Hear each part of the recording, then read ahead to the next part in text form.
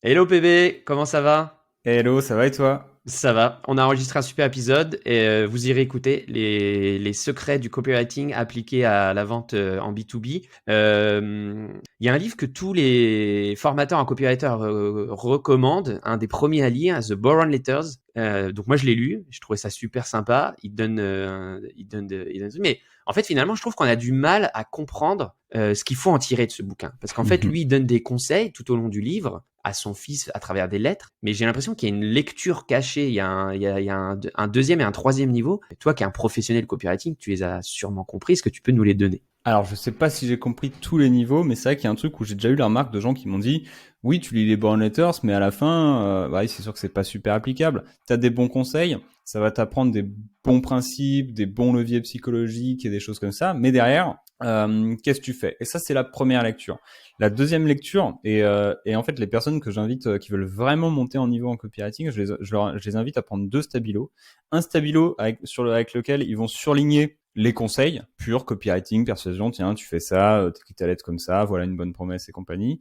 Et un stabilo qui est beaucoup plus dur à jauger quelque part, mais en gros, la deuxième lecture, au lieu de regarder le contenu, ce que j'invite les gens à faire, c'est regarder le contenant. Comment sont faites les phrases? Comment est faite chaque lettre, en fait? T'étudies vraiment la structure de la lettre, t'étudies la structure de chaque paragraphe et t'étudies la structure de chaque phrase. Et là, tu sais comment faire de la vraie bonne copie. Parce Ok. que regardez comment il écrit, c'est là que la vraie valeur se trouve dans les Born Letters. Et est-ce que c'est applicable la façon dont il s'adresse quand toi tu fais de l'email marketing de commencer par un petit paragraphe? Parce qu'en fait lui il écrit à son fils évidemment, mais j'ai l'impression qu'il écrit aussi un peu comme à un client et il lui parle comme il parle au client comme à son fils. En fait il y a un peu cette histoire-là. Est-ce que toi tu dans les écritures d'email c'est une structure qu'on peut reproduire en s'adressant à la personne vraiment, bon bah tiens ce matin je suis allé chez Decathlon, j'ai acheté une paire de godasses, j'aime bien le sport, est-ce que toi t'aimes bien le sport? Ah au fait, je voulais te parler de ça, c'est des choses qu'on peut répliquer en email marketing, ça fonctionne? Est-ce que ça fonctionne? Je pense que oui. Est-ce qu'on peut répliquer? Oui. Maintenant, il faut quand même que il y a un truc où il y a au début quand même on s'en fout un peu. Il y en a beaucoup qui font ça. Genre, je t'écris cet email depuis mon avion au-dessus de l'Atlantique. Et pourquoi pas? Mais moi, j'ai plus le sentiment qu'on s'en fout et on peut commencer directement dans le vif du sujet. D'accord. Sauf si ça sert le sujet derrière. Je t'écris cet email depuis le truc dans l'Atlantique et ça me fait penser à cette idée. Voilà l'idée. Mais pourquoi on ne commence pas directement par voilà l'idée en fait? Allons vite quoi, allons à C'est ça. l'essentiel. Ouais, ok. Enlevons, Exactement. Ouais. enlevons le superflu, enlevons le gras C'est pour ça. avoir une lettre comme un summer body. Exactement.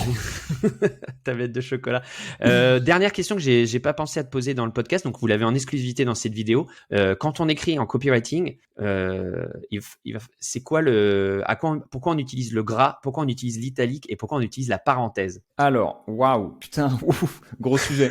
Une fois, un client m'avait dit que lui, il avait lu un truc comme quoi il mettait en gras les choses positives et il mettait en italique les choses, tout ce qui était négatif. Ok. Et il avait découvert ça quelque part, je sais pas où, et moi j'ai trouvé ça absurde. Mais c'était vraiment mon point de vue personnel. Après, tu l'utilises comme tu veux, t'as ton ton et ta voix. Moi, j'ai une manière d'utiliser le gras qui est, bah, je mets en gras, en gros, l'information capitale que je veux que tu retiennes, ou parfois dans une page de vente, ce qui est en gras, c'est tu dois pouvoir lire les titres et ce qui est en gras et comprendre la page de vente. Et tout le Ok. reste, c'est du bonus. Et par contre, sur un email, moi, je veux aussi avoir une autre tendance qui est que, pareil, j'essaye toujours de mettre en gras, c'est voilà mon idée, phrase en gras, phrase en gras, phrase en gras, phrase en gras. Si tu lis juste les phrases en gras, t'as la grande idée de l'email qui est déroulée. Je fais beaucoup ça en ce moment et quand j'y arrive pas, bah, je refais l'email. Et l'idée, c'est aussi d'avoir ce côté comme des vagues en fait, où un gras c'est le pic d'attention. Et voilà, tu